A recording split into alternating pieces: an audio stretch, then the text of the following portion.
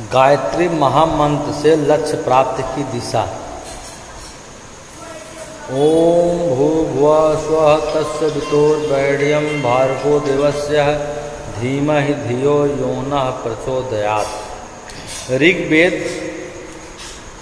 3:62-10, यजुर्वेद 3:35, समवेद 1462। उस प्राण स्वरूप, दुख नाशक, सुख स्वरूप, श्रेष्ठ तेजस्वी पाप नाशक देवता स्वरूप परमात्मा को हम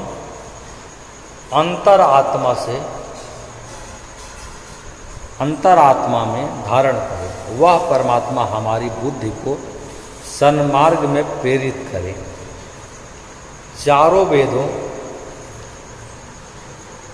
चारों वेदों में वर्णित गायत्री महामंत्र न केवल लक्ष्य की खोज में सहायक है, बल्कि अपने सार रूप स्वयं ही जीवन का परम लक्ष्य है। पाप नाशक परमात्मा को अपनी अंतरात्मा में धारण करके और सन्मार्ग पर दृढ़ता से चल करके ही मनुष्य अपने लक्ष्य की खोज और प्राप्ति कर सकता है। लक्ष्य के बिना जिंदगी भूल भुलैया का भटकाव भर है। जब तक साध्य का ही पता नहीं, तब तक साधना और साधन सभी अर्थहीन है। लक्ष्य को निर्धारित किए बगैर अपनी आंतरिक शक्तियों के प्रयोग को सही दिशा में निश्चित नहीं होती। संभावनाएं साकार होने से पहले ही मुरझाने लगती है। ऐसा न हो, इसके लिए परम आवश्यक है लक्ष्य की खोज।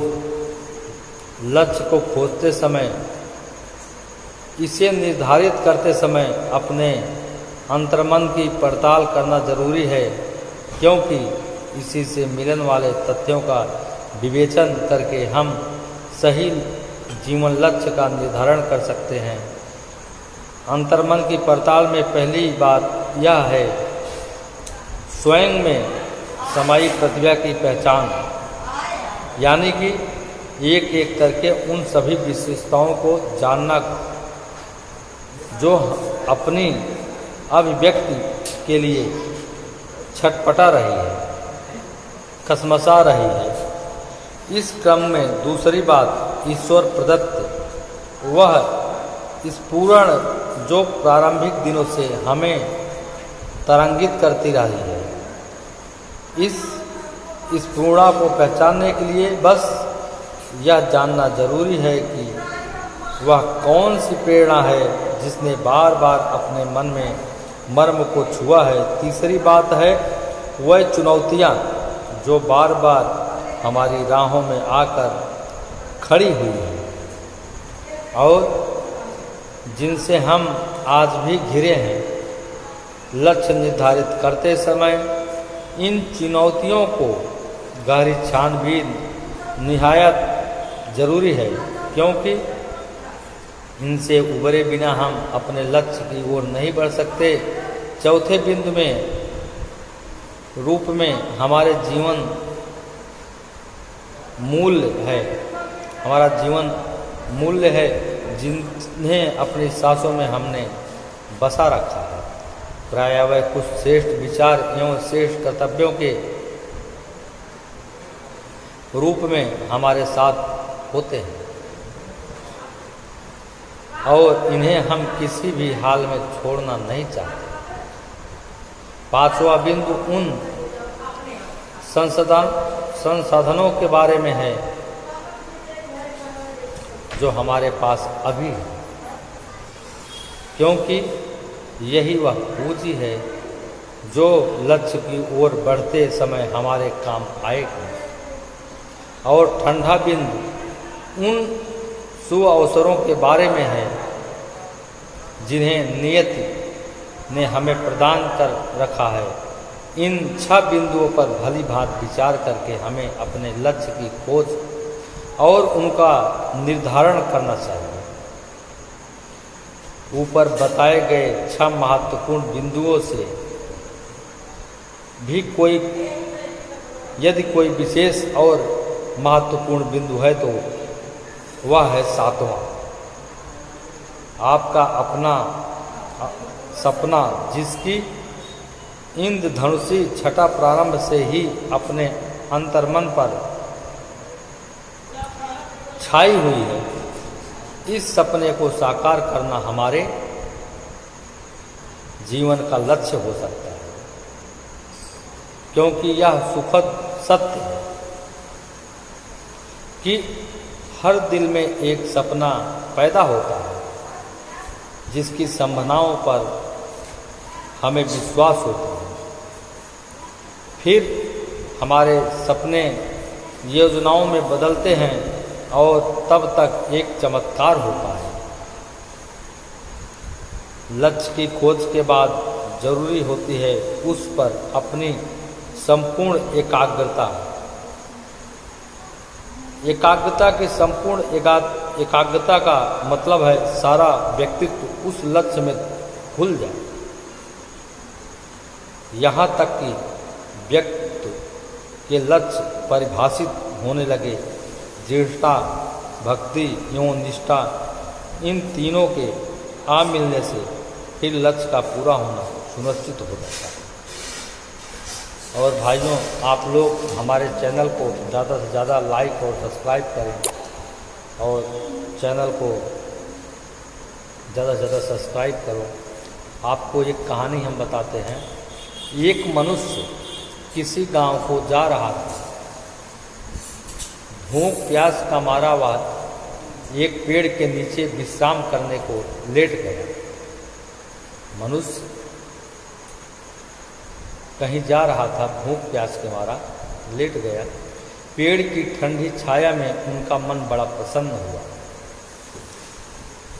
पेड़ का जो हवा है और अत्यंत ठंडी थी और वो बहुत खुश हुआ।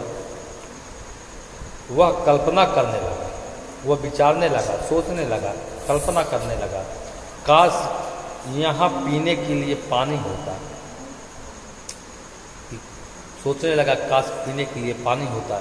इतने में ही उसने देखा कि एक ठंडा पानी का झरना फूट पड़ा। उसने सोचा, विचारा कि काश यहाँ पानी होता। इतने में ही एक ठंडा झरना फूट पड़ा। उसने पानी पिया, फिर उसने पानी पिया और प्यास बुझाई। फिर उसने सोचा कुछ खाने को होता। फिर मन में धारणा आती है कुछ खाने को होता तो भूख मिट जाती, तो कैसा रहता। इतने में ही एक स्वादिष्ट पदार्थों से भरा हुआ थाल आ गया। उसने सोचा और थाल आ गया खाने के लिए।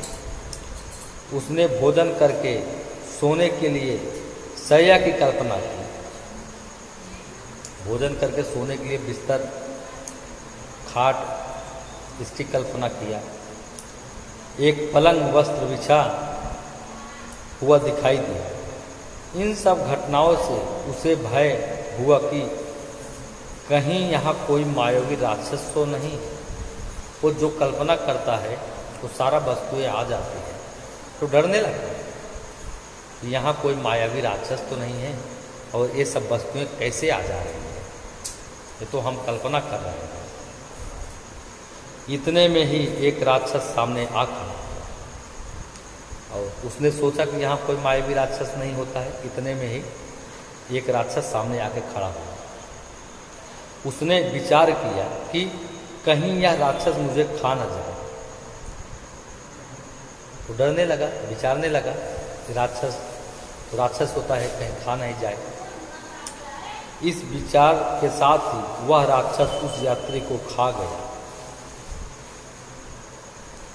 और वह राक्षस उस यात्री को खा गया। वस्तुतः यह वृक्ष कल्प वृक्ष था जो मन की इच्छा के अनुसार फल देता था। मनुष्य का चिंतन एवं मनोबल एक प्रकार से कल्प वृक्ष ही है। उसका सदुपयोग करने वाला व्यक्ति ही जीवन लक्ष्य की प्राप्ति का मनचाहा उद्देश्य पूर्ण कर सकता है। मित्रों, ये कहानी है, हम आपको गायत्री पीठ में श्री राम शर्मा आचार्य का लिखा हुआ बात पढ़ के आपको सुनाएं, और आप लोग हमारे चैनल को ज़्यादा से ज़्यादा लाइक और सब्सक्राइब करें, मानवता की सेवा को आगे बढ़ाएं। धन्यवाद। आप लोगों से गुजारिश है।